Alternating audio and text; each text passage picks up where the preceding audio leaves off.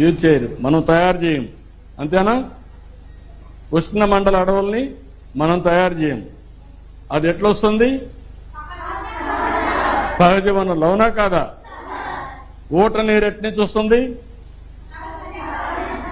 అడవిలో ఉంటాయి, పారుతానే ఉంటుంది. ఎట్లొస్తుంది అది? ఓకే.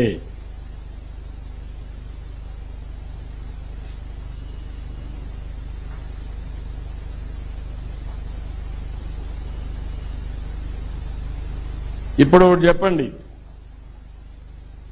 పునరుత్పాదకం కాని వనరులు పరిమిత విలువ ఉన్నవి, మానవులచే తయారు చేయబడినవి, నిర్జీవ వస్తువుల నుంచి ఉద్భవించినవి.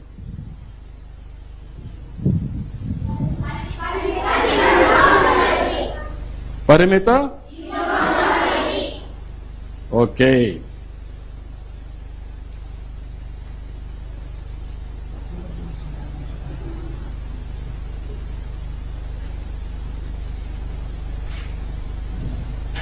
Okay, good. ఇప్పుడు మీరేమైనా చెప్పాలంటే చెప్పండి నాకు. పేటెంట్ అంటే ఏంటి?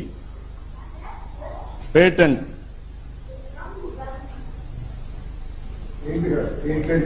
ఇది పెయింట్. నేను అడిగింది పేటెంట్. మీ పుస్తకంలో పెట్టాం ఐడియాని. ఇప్పుడు మీరు ఒక వస్తువుని తయారు చేస్తారు, మీరు సమాజంలో చూస్తూ ఉంటారు. చూస్తూ ఉంటే మీకు కొత్త ఆలోచన వస్తుంది.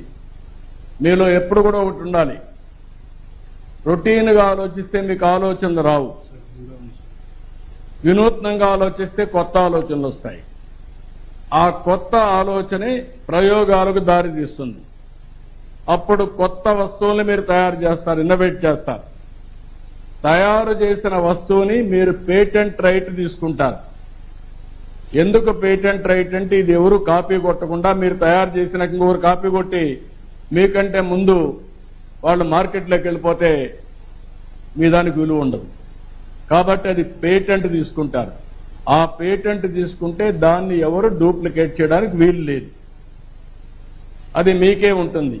దాన్ని మీరు ప్రొడక్షన్లోకి వెళ్ళి మార్కెట్ చేసుకోవచ్చు.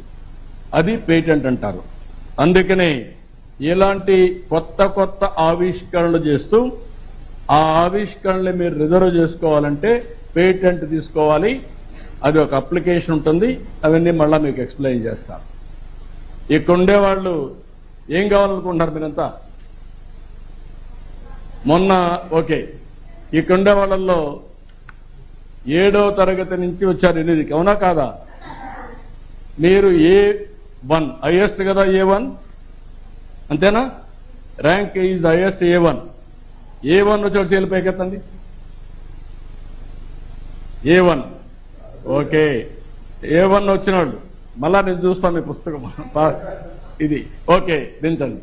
A2 వచ్చిన వాళ్ళు చేలు పైకెత్తండి. A2 ఎవరు లేరు. B1 5 మంది, B2